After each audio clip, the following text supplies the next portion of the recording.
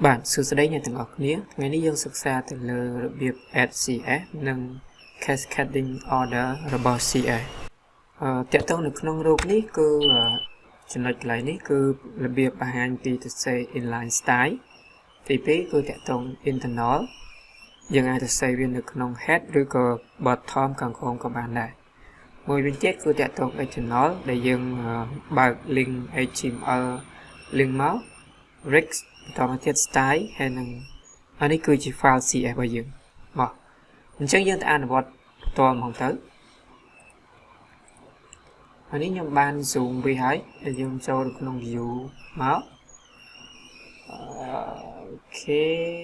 បន្តមកទៀតខ្ញុំយក appearance នេះកន្លែងគឺយើងចង់ zoom in ឬក៏ zoom out អញ្ចឹងខ្ញុំបើកវាជាមួយនឹងអូខេ live server មក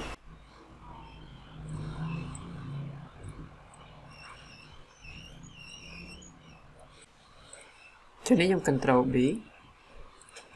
មកចំពោះ title ខ្ញុំដាក់ add CS and cascading order ចំពោះនៅក្នុង style កន្លែងនេះគឺយើងហៅវាថាអីគេinline style ចឹងយើងមកលើវាមក control forward slash អូខេអូអធិស្ឋានកន្លែងនេះចឹងខ្ញុំសុំធ្វើការកែតម្រូវអានេះមាន inline ទេគឺ internal សម្រាប់មក block នេះគឺយើងហៅវាជា inline CS ចឹងកន្លែង inline CS នេះមកអញ្ចឹងខ្ញុំបង្កើត style មួយទៀតឈ្មោះ marquee នេះខ្ញុំឲ្យ style ទៅលើវាមកខ្ញុំដូរពណ៌វាដាក់ពណ៌អូខេពណ៌លឿងចឹងខ្ញុំ control B ចឹងខ្ញុំបង្កើត file មួយមកអូខេខ្ញុំដាក់ order CS ឬក៏ខ្ញុំដាក់ style c អូខេ style.cs ចឹងមក extension របស់វាចឹងខ្ញុំបោះ selector មកឈ្មោះ selector របស់យើងកន្លែងនេះគឺឈ្មោះអីគេ marquee ចំពោះ marquee ខ្ញុំបើកវាមកចឹងខ្ញុំចង់ឲ្យវាពណ៌ក្រហមខ្ញុំដាក់ពណ៌លឿង color yellow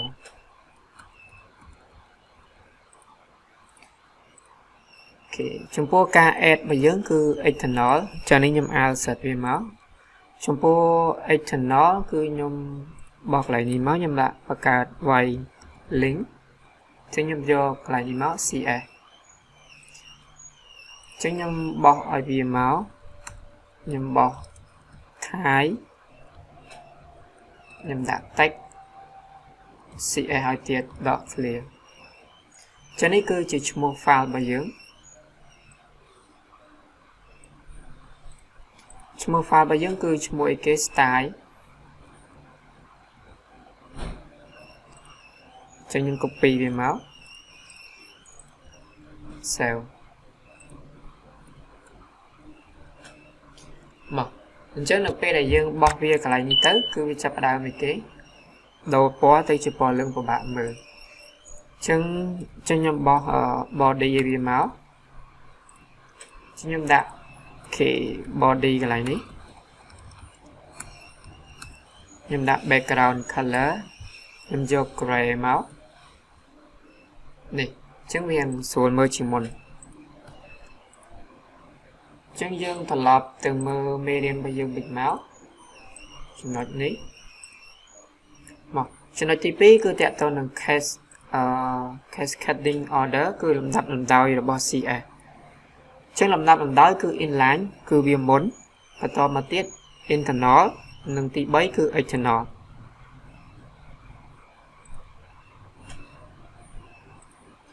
ឧទាហរណ៍ថាអីគេ marquee កន្លែងនេះគឺយើងដូរវាពណ៌អីគេពណ៌លឿងអញ្ចឹងបើសិនជាខ្ញុំទៅសេវានៅក្នុងកន្លែងនេះ inline ចឹងខ្ញុំយក style ខ្ញុំយក color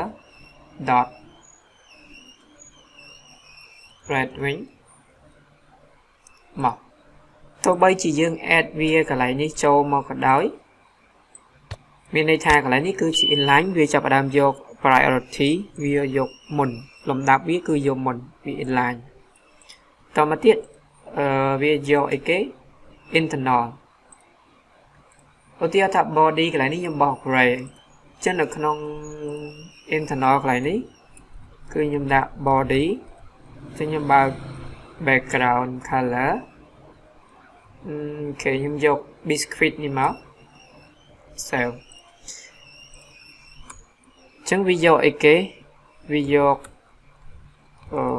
internal style នេះវិញចឹងវាអត់ចាប់យកអាមួយនេះទេមកចឹងខ្ញុំ add មួយចំណុចមួយទៀតតាក់ទងនឹង important បើសិនជាលំដាប់លំដោយមានអីគេមាន inline មាន internal និងមានអីគេ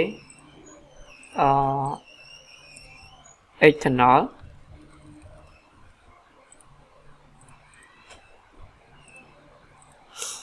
ចឹងកន្លែងនេះគឺ external អានេះគឺជាការ comment របស់ខ្ញុំទេបើសិនជាខ្ញុំ add ទៅលើមួយណាដែលមាន important គឺវាចាប់យកអានឹង important យកលំដាប់ទី1វិញទៀតតែខ្ញុំ save important មកចឹងខ្ញុំវាយសញ្ញាឧទានបន្តមកទៀត dot important វាអត់ចេញឲ្យអូខេ important ចឹងខ្ញុំវាចាប់យកគេកន្លែងនេះដែរឧទាហរណ៍តែកន្លែងនេះ inline របស់យើងគឺអីគេ color red ចឹងបើសិនជាកន្លែងនេះខ្ញុំដូរវាដាក់ខ្ញុំ override មក override color ចឹងខ្ញុំដាក់ color អីគេ blue ឬក៏ខ្ញុំយក blue violet មកចឹងវាចាប់កន្លែងនេះគឺយក blue violet ដោយសារតែ P នៅក្នុងនេះអត់មានចឹងខ្ញុំចឹងខ្ញុំ control X វាមកចឹងខ្ញុំបោះ X1 មកចឹងវាចាប់យកដដែលគឺវាយកអីគេយើងខ້ອຍគេអូខេចឹងខ្ញុំខននេះ